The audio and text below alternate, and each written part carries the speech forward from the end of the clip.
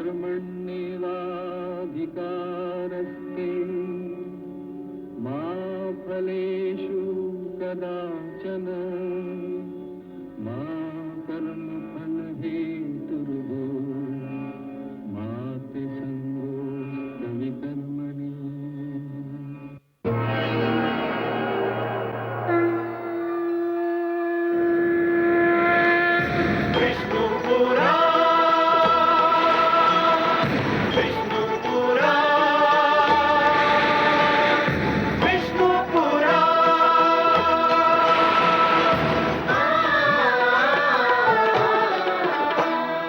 जीव ज्ञान ब्रह्म ज्ञान अथ श्री विष्णु पुराण ओम की कथा महान जय श्री विष्णु पुराण विष्णु पुराण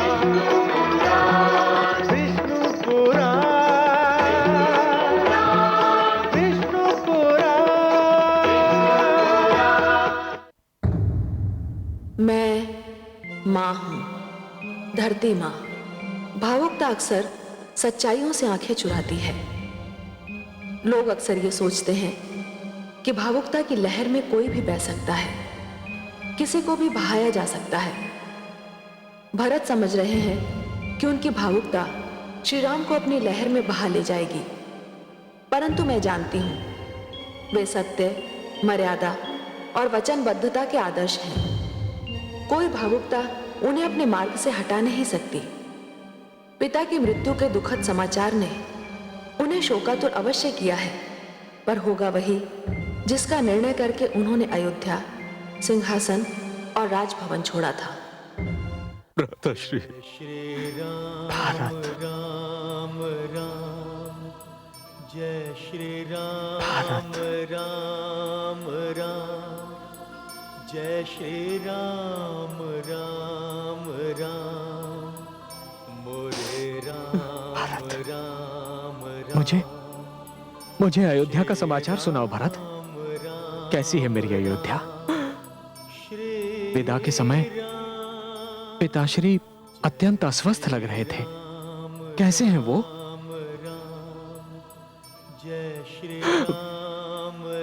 भ्राताश्री,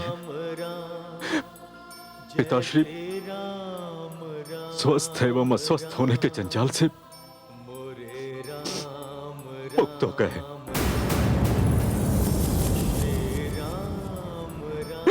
हाँ भ्राताश्री, आपने अयोध्या छोड़ी एवं पिताश्री ने संसार छोड़ दिया।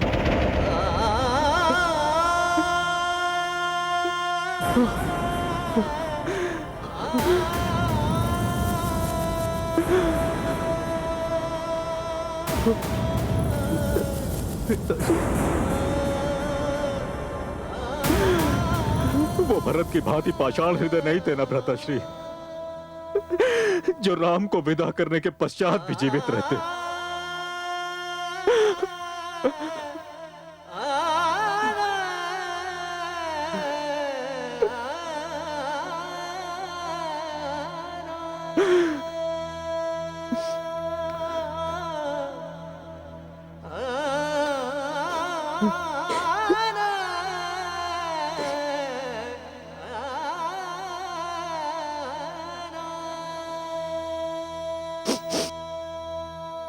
मेरे वियोग ने मेरे पिता के प्राण ले लिए। नहीं भ्राताश्री, नहीं। पिताश्री का निधन आपके वियोग के कारण नहीं हुआ है। उनकी मृत्यु का उत्तरदायी मैं हूं। मैं आपका अयोध्या छोड़ना, पिताश्री का संसार छोड़ना, ये सब मेरे कारण हुआ है। सब मेरे कारण हुआ है।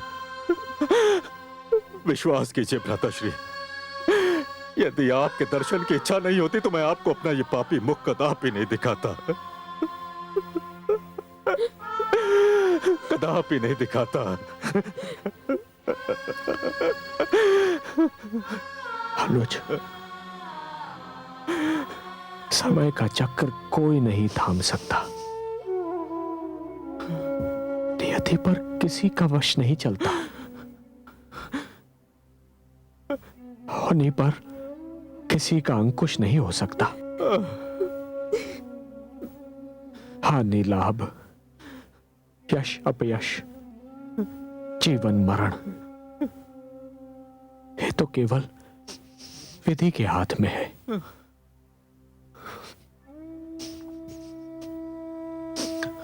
जो होना था वो तो होना ही था। जो होने जा रहा है वो भी होकर ही रहेगा।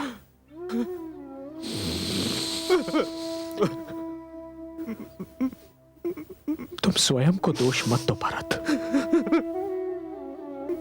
स्वयं को दोष मत दो।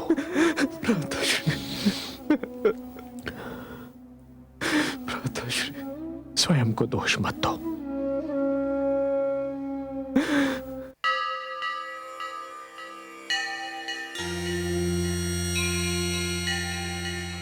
प्रणाम ब्रह्मदेव।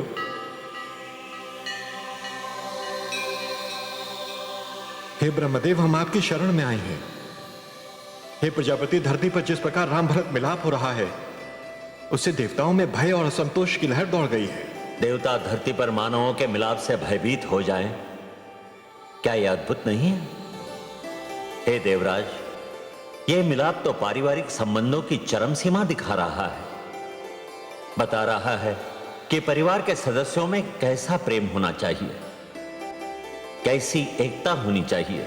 आज धरती पर राम और भरत के मिलाप ने जो दृश्य दिखाया है, मानव जाति उसे युगों युगों तक अपने हृदय से लगा के रखेगी। हमारे भय का कारण यह है कि यदि इस मिलाप के पश्चात भरत ने राम को अयोध्या लौटने के लिए तैयार कर लिया तो क्या होगा? देवताओं और मानवों को समान रूप से आतंकित करने वाले अत्याचारी रावण का क्या होगा? प्रजापति उस क्रूर अत्याचारी का सर्वनाश कौन करेगा? इंद्रदेव, विष्णु ने मानव रूप में जन्म लेकर जो निर्णय लिया है, उसके कारणों को आप भूल रहे हैं। रावण के सर्वनाश से पहले राम के रूप में मर्यादा पुरुषोत्तम बनकर धरती वासियों को मानवता, सभ्यता, धर्म पालन एवं संस्कृति रक्षा की परिभाषाएं बतानी थीं। और मर्यादा पुरुषोत्तम से यह अपेक्षा कि वो अपने मार्ग से डिग जाएंगे, व्यर्थ है। देखिए धरती पर क्या हो रहा है।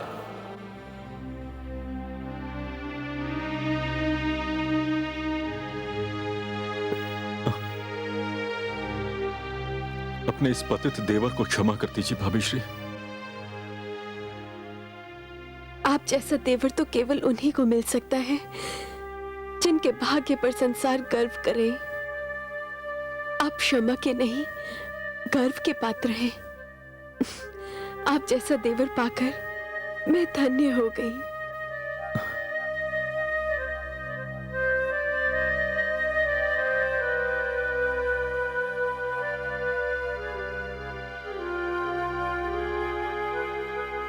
अनुज, तुम मेरे गले नहीं लगोगे? भ्राताश्री, मैं आपको किस मुंह से गले लगाऊं?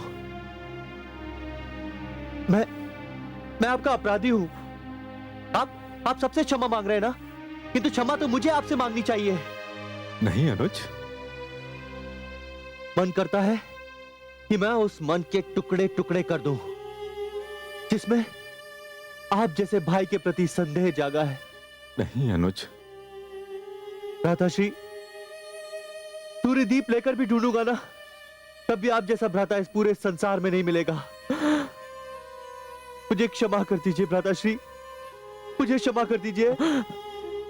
नहीं अनुज, नहीं। भ्राताश्री। अनुज, भ्राताश्री। अनुज,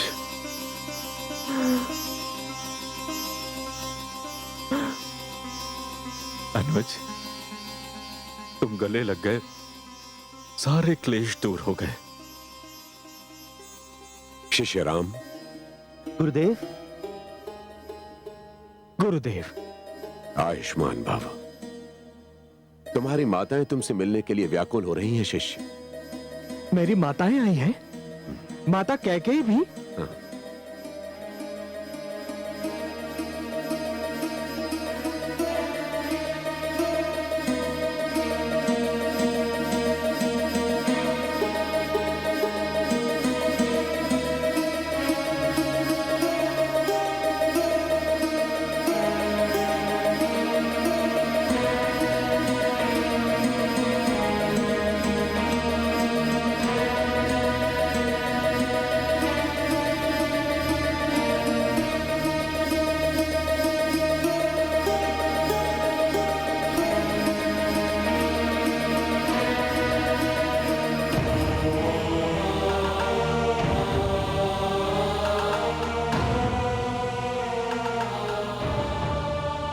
माता,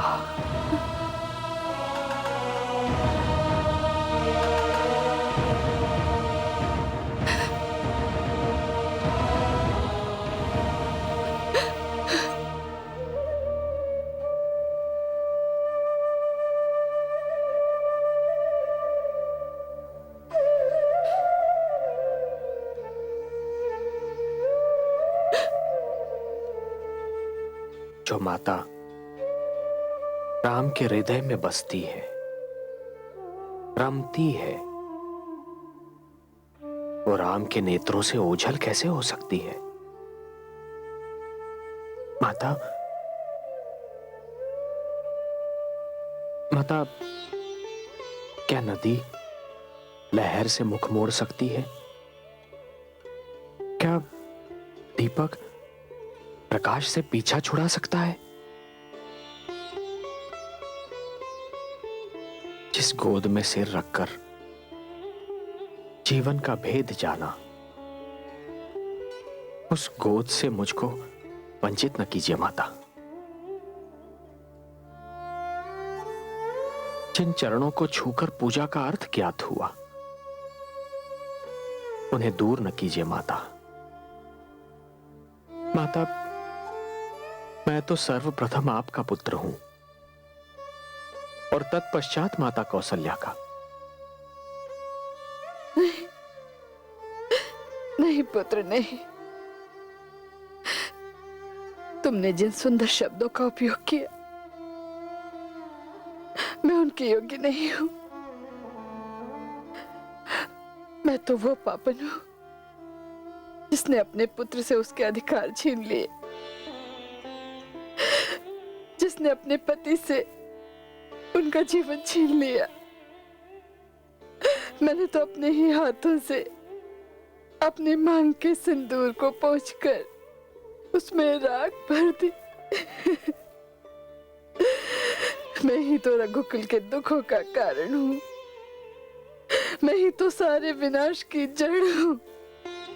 नहीं माता, माता, आप तो वो सुंदर वृक्ष हैं जिस पर भरत जैसा सुंदर सा पुष्प खिला है, जिसने राम को ममता की छाया दी है। नहीं पुत्र, नहीं। मैं ही जानती हूं मैंने कितना अनर्थ किया है।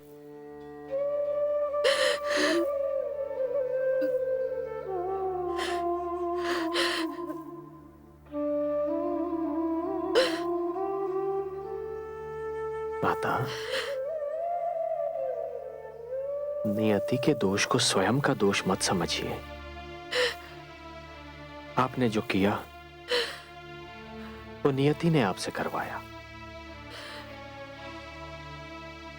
आपके प्यार को तरसते हुए इस पुत्र को गले लगा लीजिए माता।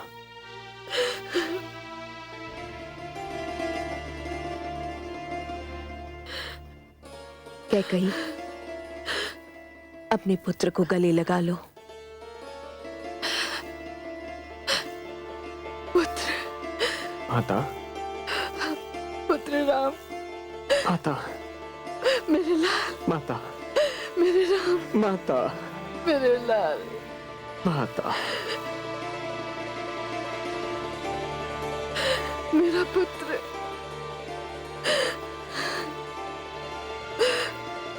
पुत्र, मेरे लाल। मैं जानती थी कोई और मुझे क्षमा करे न करे, मेरा पुत्र मुझे अवश्य क्षमा करेगा। हाँ माता। मैं जानती थी। मैं भी कितनी स्वार्थी हूँ। तुम्हें देखते ही भूल गई कि कौशल्या दीदी और सुमित्रा दीदी भी तुम्हें गले लगाने के लिए कितनी व्याकुल हैं।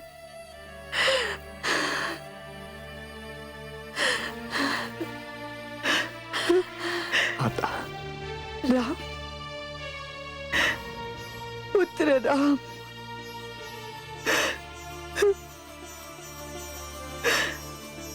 आयुष्मान भव। आयुष्मान भव। माता सुमित्रा। पुत्र राम,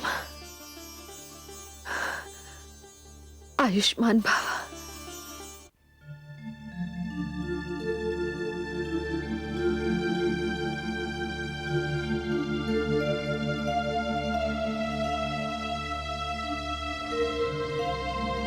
आयुष्मान भव।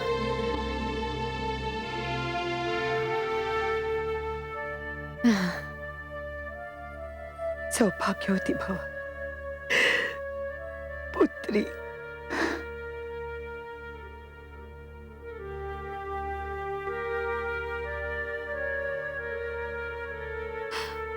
नहीं पुत्री, नहीं। पुत्र राम ने तो मुझे क्षमा कर दिया, किंतु जब तक तू मुझे क्षमा नहीं करेगी तब तक नहीं मातेश्री। मैं आर्यपुत्र के चरणों की सौगंध खा के कहती हूँ कि मेरे हृदय में आपका जो पहले स्थान था अब भी वही है। मर्यादा पुरुषोत्तम, मुझे आप रघुवंशियों पर गर्व है।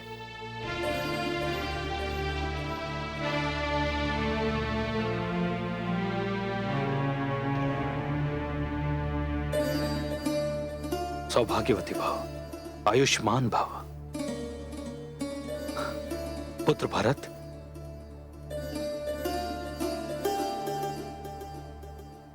पुत्र भरत, जब तक मैं तुमसे क्षमा नहीं मांग लेता मुझे शांति नहीं मिलेगी।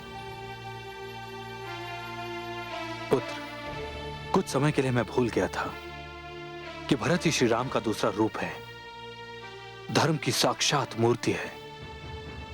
मैं तुम पर संदेह कर बैठा कि तुम राम पर आक्रमण करने जा रहे हो। मैं अपनी सोच के लिए लज्जित हूं। ऐसा न कहिए, आपने कोई भूल नहीं की। भूल तो मुझसे हुई है जो मैं यहां सेना लेकर आ गया। आपने तो जो भी सोचा वो स्वाभाविक ही है। मैं तो स्वयं यहां अपनी एक भूल सुधारने आया हूं।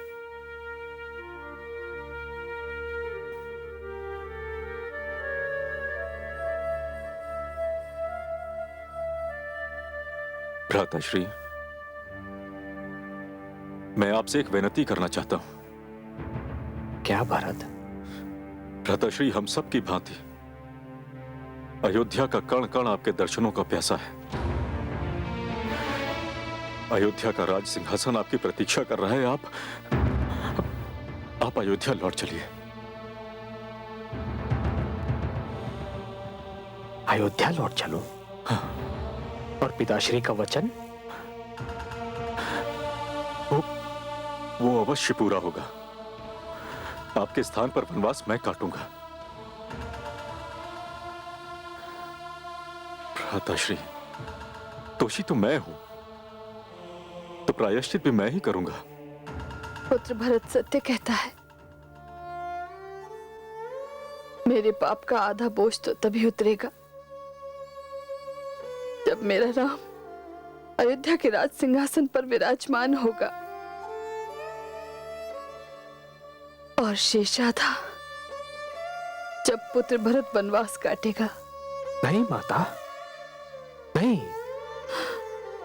पिता का वचन, ऐसा वचन जिसके कारण स्वयं उन्होंने अपने प्राण त्याग दिए, ऐसा वचन कोई माला नहीं होता जिसे मैं स्वयं अपने गले से निकालकर अनुज भरत के गले में पहना दूं। नहीं माता, यदि मैं अपने पिता के वचन से विमुख हो गया माता, तो संसार से वचन का सम्मान समाप्त हो जाएगा। फिर वचन कोई धर्म नहीं, एक ऐसा खिलौना बन जाएगा जिसके टूटने का किसी को दुख नहीं होता। नहीं भरत, अयोध्या के सिंहासन पर बैठना तुम्हारे लिए और वनवास को जाना मेरे लिए भाग्य का लेख है। मैं तुमसे पूछता हूं अनुज, क्या मैं पिताश्री के वचन को झूठा हो जाने दूं? जय श्री राम राम राम, जय श्री राम राम। आपने तो मुझे धर्म संकट में डाल दिया। धर्म कहता है कि पिता का आदेश पूरा होना चाहिए, किंतु न्याय कहता है कि अयोध्या के राज सिंहासन पर आपको विराजमान होना चाहिए। भरत, जो न्याय धर्म पर आधारित ना हो वो न्याय नहीं होता। इसलिए तुम अयोध्या चलने के अतिरिक्त और जो कुछ कहो वो मुझे स्वीकार है। तो भ्राताश्री, यदि मैं आपसे कुछ मांगूं तो आप अस्वीकार तो नहीं करेंगे? मांग कर तो देखो अनुज।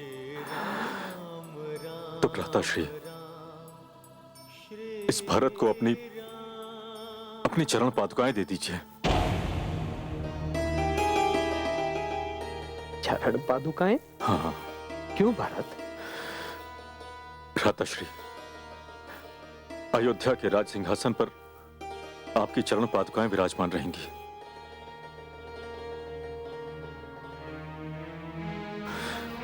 और 14 वर्षों तक मैं आपका प्रतिनिधित्व करूंगा। किंतु ध्यान रहे भ्राताश्री, 14 वर्षों तक एक एक दिवस में आपकी प्रतीक्षा करूंगा, किंतु यदि 14 वर्ष पश्चात आपने क्षण मात्र का भी विलंब किया तो आपके चरणों की सौगंध, ये भरत अपने प्राण त्याग देगा। ये भरत अपने प्राण त्याग देगा भ्राताश्री।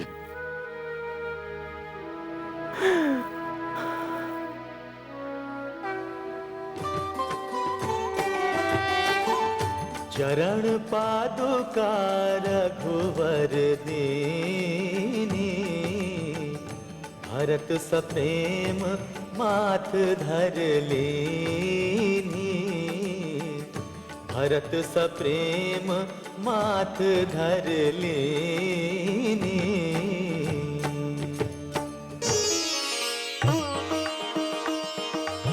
भरत।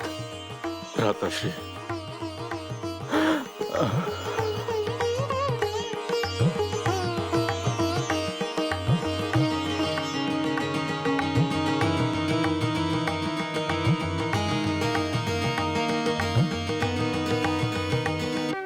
देखिए देवी, इस क्षण को देखिए। यह क्षण नहीं है, इतिहास है। धरती पर जिन्होंने भ्रातृ प्रेम के इस दृश्य को देखा है वो पुकार उठे कि ईश्वर ने उन्हें नेत्र इसी सुंदर दृश्य को देखने के लिए दिए हैं। एक पीढ़ी दूसरी पीढ़ी को इस दृश्य की कथा सुनाएगी। राम भरत मिलाप मानव संस्कृति का आदर्श बनेगा।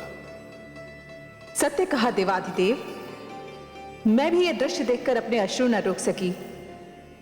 कितने महान हैं कैकेयी नंदन, जिन्हें ना तो राज का प्रलोभन है न सत्ता की इच्छा।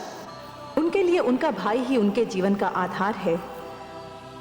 धन्य है वो भाई जो भ्रातृ प्रेम के लिए सत्ता को पाकर भी सत्ता को छोड़ने के लिए तैयार हो गया। भ्रातृ प्रेम का चरम बिंदु तो देखिए, भरत कितनी धूमधाम से राम की चरण पादुकाओं का राज्याभिषेक कर रहे हैं। समस्त अयोध्या उत्सव में डूबी हुई है। ओम स्वस्ति न इंद्रो वृद्धश्रवाः, स्वस्ति नः पूषा विश्ववेदाः, स्वस्ति नस्तार्क्ष्यो अरिष्टनेमि, स्वस्ति नो बृहस्पतिर्दधातु। वक्रतुंड वक्रतुण्डमहाकायः सूर्यकोटिसमप्रभं निर्विघ्नं कुरु मे देव सर्वकार्येषु सर्वदा प्रणम्य शिरसा दैवं गौरीपुत्रं विनायकं भक्तावासं स्मरे नित्यम् आयुः कामार्थसिद्धये प्रथमं वक्रतुण्डं च एकदन्तं द्वितीयकं तृतीयं कृष्णपिङ्गाक्षं गजवक्त्रं चतुर्थकं लम्बोदरं पञ्चमं च षष्ठं विकटमेव च सप्तमं विघ्नराजं च धूम्रवर्णं तथाष्टमं नवमं भालचन्द्रं च दशमं तु विनायकम् एकादशं गणपतिं द्वादशं तु गजाननम् ॐ श्री गणेशाय नमः। स्वस्ति अस्तु कल्याणमस्तु।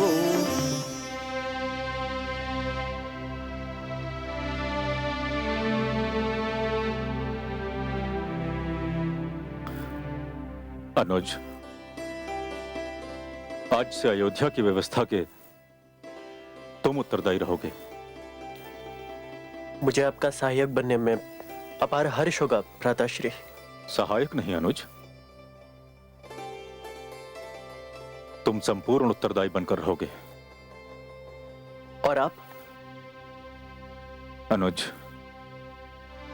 मैंने निर्णय लिया है कि मैं पास के नंदी ग्राम में जाकर रहूंगा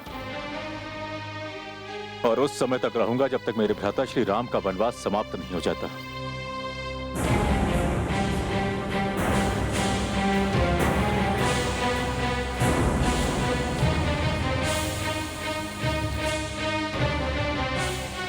राज्यसभा स्थगित करने की घोषणा की जाती है।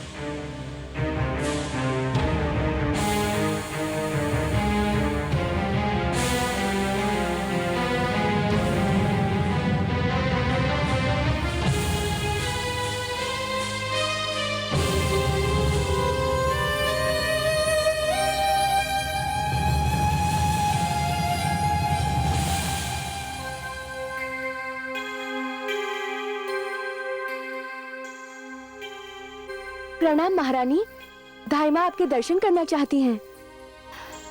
मेरे दर्शन? जाकर पूछो उससे कि कैकेयी के सर्वनाश में क्या और कुछ शेष रह गया है। आज उसी के कारण पुत्र राम, पुत्र वधु सीता, पुत्र लक्ष्मण वन वन भटक रहे हैं। उसी के कारण मैंने अपने सौभाग्य में आग लगा दी। आज उसी के कारण मैं इस वैधव्य की अग्नि में जल रही हूं। मैं नहीं जानती यदि वो मेरे समक्ष आई तो मैं उसके साथ क्या व्यवहार करूंगी। जाओ कह दो उससे कि चली जाए यहां से और फिर अपना मुख मुझे कभी न दिखाए।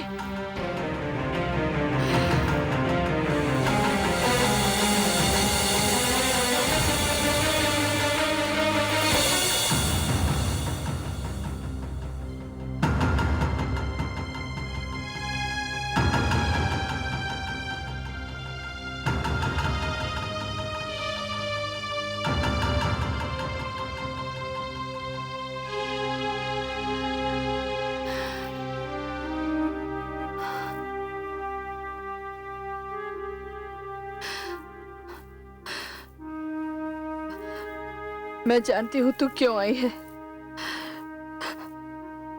है तो अपनी दीदी सीता की बहन ही ना। तू भरत के साथ नंदी ग्राम जाने की अनुमति लेने आई है मुझसे। हाँ माताश्री।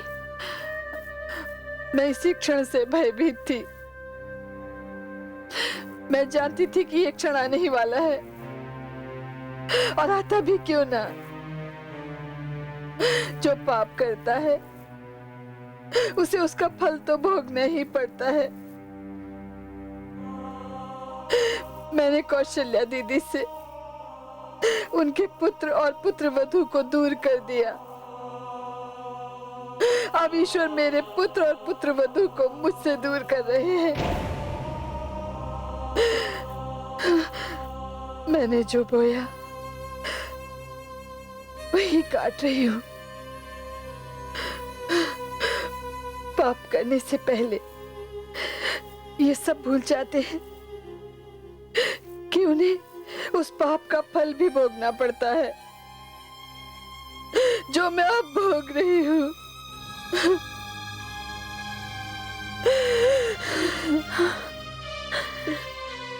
मैं जानती हूँ माताश्री,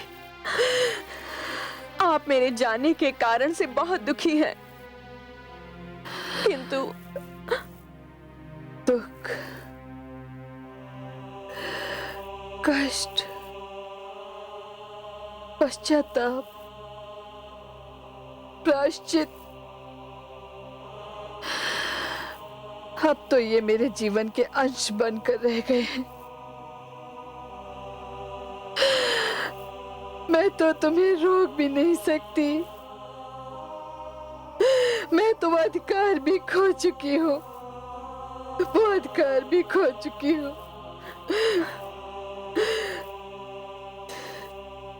जाओ पुत्री, पातिव्रत धर्म और जनकपुरी की परंपरा का निर्वाह करो। जाओ जाओ जाओ।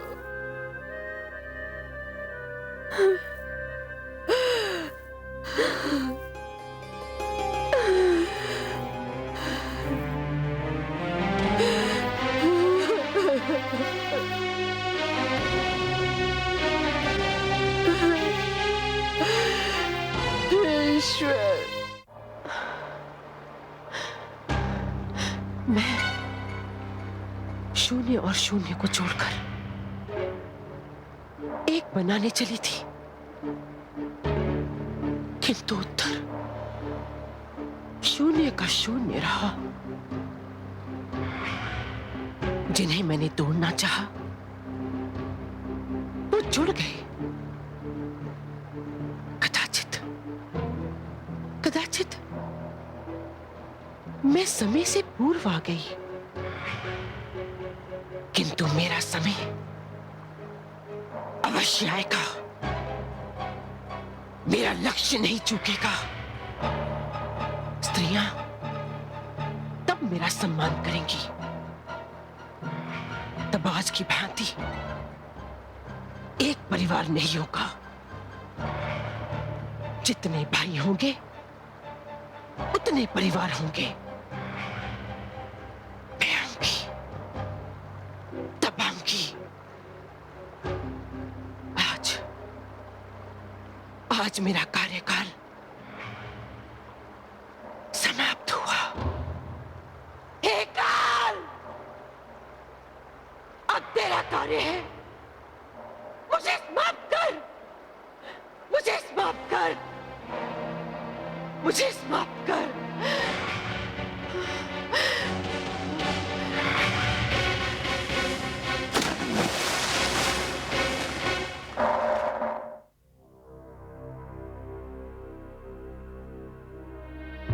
बड़ी मां,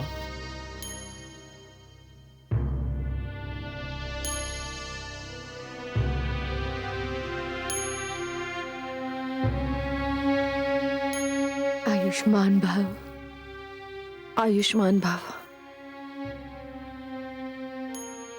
माता, अब हमें विदा कीजिए। मैं तुम्हें कैसे विदा करूं पुत्र?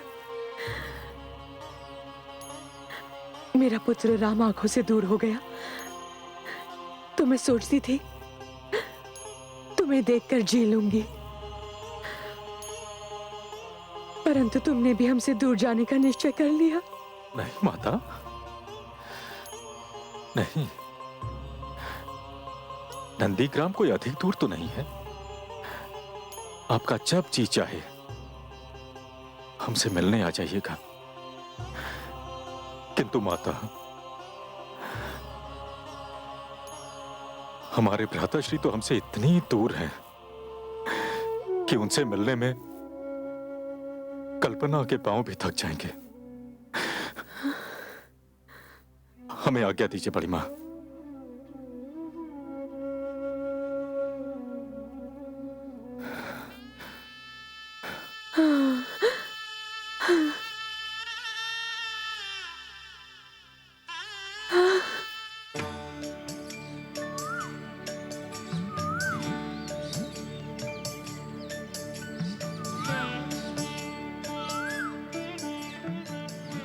वो देखिए देवी, दूर किसी ऋषि का आश्रम दिखाई दे रहा है।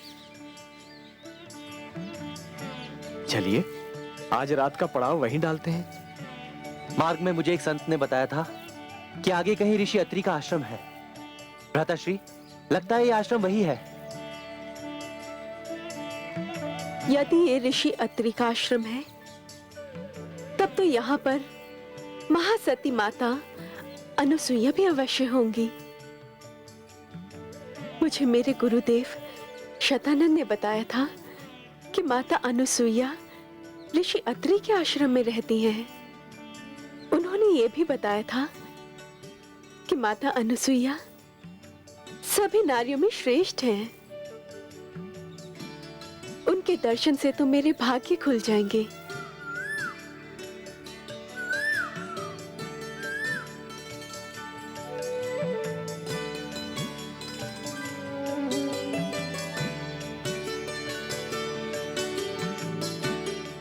आइए देवी।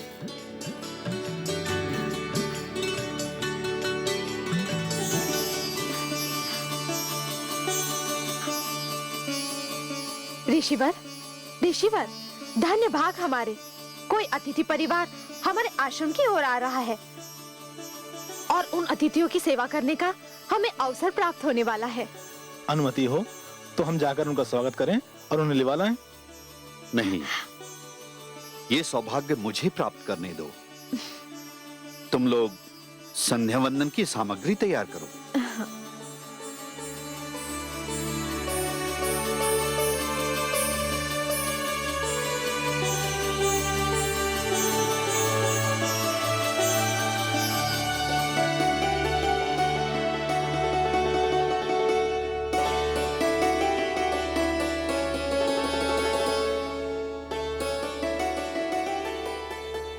सूर्यास्त के समय भी माथे पर इतना तेज लेकर जो महात्मा अपनी ओर आ रहे हैं, वो अवश्य ऋषि अत्रि ही होंगे।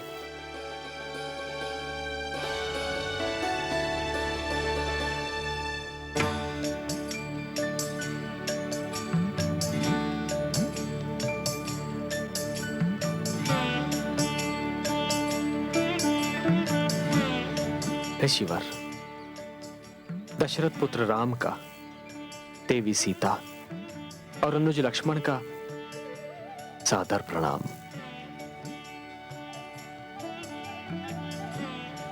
यशस्वी भव। आज मैं अपने भाग्य पर जितना भी गर्व करूं कम है। आप जैसे अतिथिगण आज इस आश्रम की शोभा बढ़ा रहे हैं। हे राम, ऋषि की आपसे एक विनती है। आप आज रात्रि इसी आश्रम में विश्राम करें। माता अनुसुईया कहाँ पे हैं? देवी, उन्होंने ही आपके आगमन की सूचना दी थी। आइए।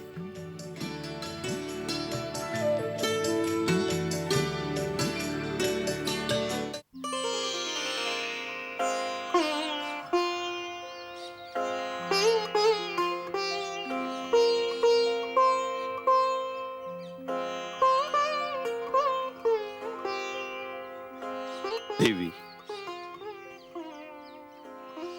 हमारे बड़े भाग्य हैं। हमारे अतिथि कोई और नहीं, कौशल्यानंदन श्री राम, जनक नंदिनी देवी सीता और सुमित्रा नंदन लक्ष्मण हैं। श्री राम, पुत्री जानकी, पुत्र लक्ष्मण, स्वागत है आपका। नहीं कौशल्यानंदन, नहीं। अहल्या का उद्धार करने वाले श्री राम के चरण तो मुझे स्पर्श करने चाहिए। क्यों माता? आप मुझसे बड़ी हैं और बड़ों के चरण स्पर्श करना छोटों के लिए सौभाग्य का विषय होता है। बड़ा आयु से नहीं, कर्म से होता है। आप तो ऋषि समाज और आश्रम संस्कृति के रक्षक हैं। भला आपसे बड़ा और कौन हो सकता है? अखंड सौभाग्यवती भव, यशस्वी भव। देवी, कोई जाने ना जाने, किंतु मैं जानता हूं श्री राम का वनवास ऋषि समाज के कल्याण का कारण बनेगा।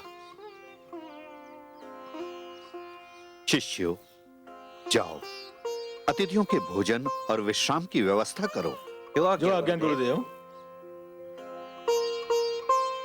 ऋषिवर, आपको मेरे लिए सोने की व्यवस्था करने की आवश्यकता नहीं है, क्योंकि मैंने संकल्प लिया है कि जब तक मेरे भ्राता श्री राम का वनवास पूर्ण नहीं हो जाता, मैं एक रात्रि भी नहीं सोऊंगा। तुम धन्य हो सुमित्रा नंदन, तुम धन्य हो। ऐसा भाई केवल श्री राम का ही हो सकता है। चलो पुत्री। आओ श्री राम। आइए भ्राताश्री।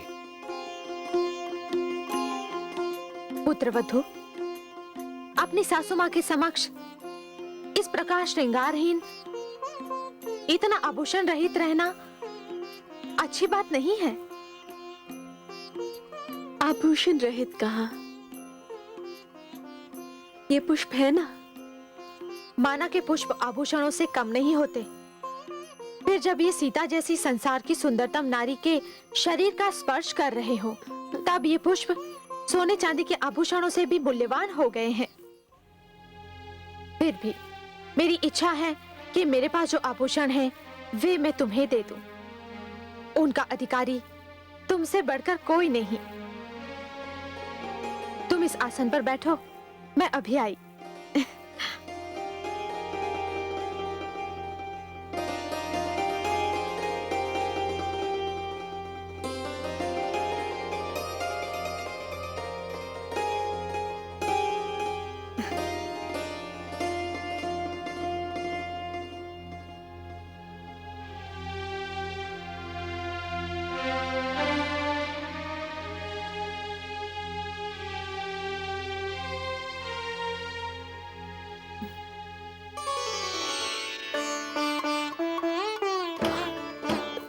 दिव्य आभूषण, इन पर तो दृष्टि ठहरना बहुत कठिन है। ये तो बहुत मूल्यवान है। तुम इन्हें पहनोगी तो इनका मूल्य और भी बढ़ जाएगा।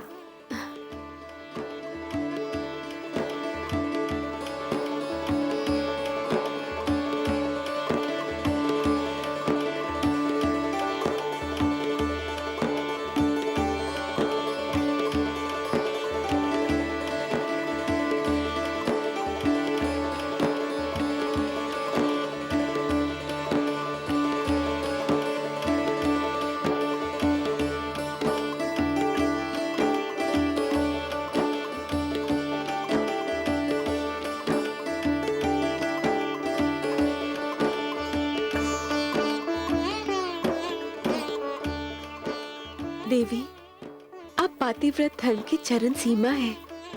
कहते हैं पातिव्रत धर्म आपसे आगे जा ही नहीं सकता। मुझे बताइए, पातिव्रत धर्म क्या होता है? जो स्वयं सिर से पांव तक पातिव्रत धर्म की मूर्ति है, वो मुझसे पूछ रही है कि पातिव्रत धर्म क्या है? जो स्वयं पातिव्रत धर्म की संपूर्ण परिभाषा है, वो मुझसे पातिव्रत धर्म की परिभाषा जानना चाहती है। देवी, पातिव्रत धर्म वही होता है तुम जिसका पालन कर रही हो। मैं तो केवल अपने स्वामी का साथ दे रही हूँ। पातिव्रत धर्म और क्या होता है? कहा जाता है कि धीरज, धर्म, मित्र और स्त्री की परीक्षा संकट के समय ही होती है। जो नारी संकट में भी अपने पति का साथ नहीं छोड़ती, वही पतिव्रता नारी होती है। क्योंकि यूं तो नारी के लिए पिता, भ्राता और पुत्र सभी हितकारी होते हैं, किंतु इन सब की सीमा निर्धारित है। कोई इन सीमाओं को पार नहीं कर सकता।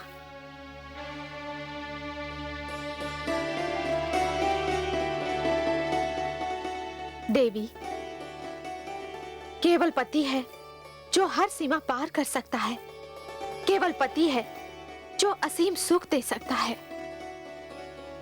तुम तो पातिव्रत धर्म का आदर्श हो और श्री राम अपार सुख के। महादेवी, श्री राम आपकी प्रतीक्षा कर रहे हैं। मुझे आज्ञा दीजिए। जाओ देवी।